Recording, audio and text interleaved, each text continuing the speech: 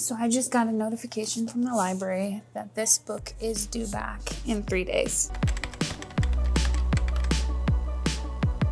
It is July 16th right now. The book is due back by July 19th. So far, I am 100 pages in. I want to see if I can read this in 3 days before the book is due back. It doesn't sound like a hard challenge for some people, but for me, it is a challenge. I work 8 to 5 every day. I have an 8-year-old daughter and a husband, so between working full-time, creating book content for socials, sports for my daughter, and self-care for me, it's probably going to be really tricky to get this done in 3 days. But this is the second time that I have borrowed this book from the library. This is the first time that I've been able to read it, so I don't want to have to bring this home for a third time. Right now, I am on page 100, chapter 10, and I'm really enjoying the book so far. This is very different than books that I have read in the past. The plan to get this over with would be switching between this book, listening to the audiobook while I'm editing or showering or getting ready in the morning or doing laundry because I have to do that stuff too. And I do now have it. I have an e-reader version of it as well. So hopefully I can finish this by Thursday.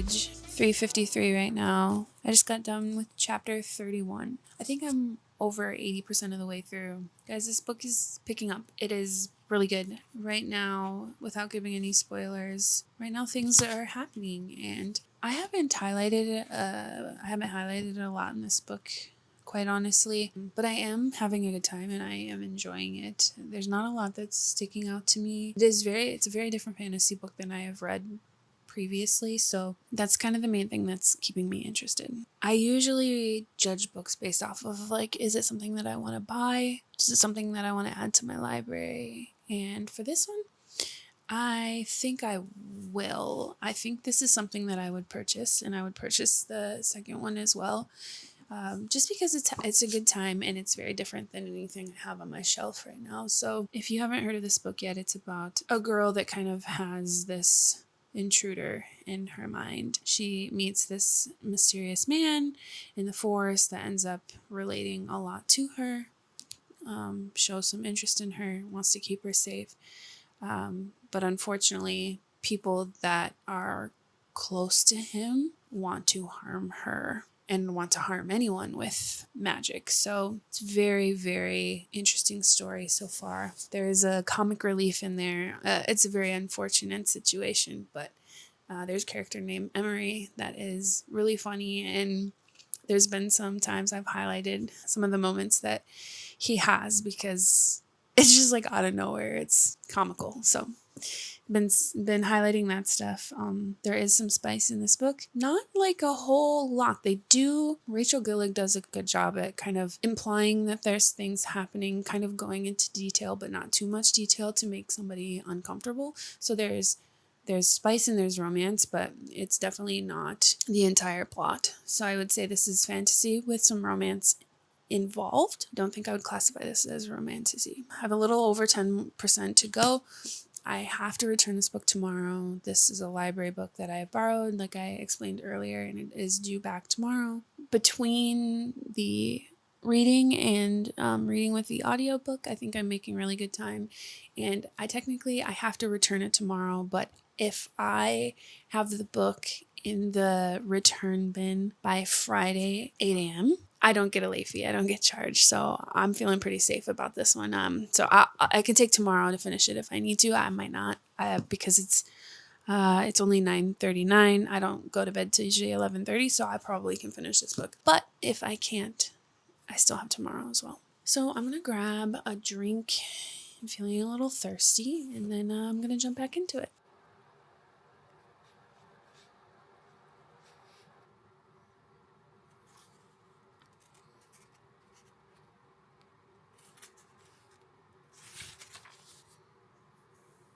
So One Dark Window was actually, I hear my laundry is off balance. One Dark Window was so good. I did really enjoy this. I think I only rated it a 3 out of 5. However, 3 is still a good time for me. 3 is just like middle of the road. It's, it's a book and I enjoyed it. The concept was really cool. This is the first time that I read a Rachel Gillig book and I really did enjoy it. I might bump the rating up after this just because I did purchase the book and I do look forward to reading the second book. This is book 1 of the Shepherd King series. Book 2 came out in 2023, and I believe it's just a duet. I don't think there'll be any more books after this one. So I rated it a 3.5 stars out of 5, and I gave it a 2 out of 5 spice. The book was really good. I didn't take a ton of notes while reading it, and that's kind of how I can gauge if I really was hooked or like into something or not. It wasn't packed with like shocking twists or like super huge cliffhangers. It did have a good balance of like nice sweet moments and surprises. The magic system was really interesting to me. It was different than a lot of the books that I've read in the past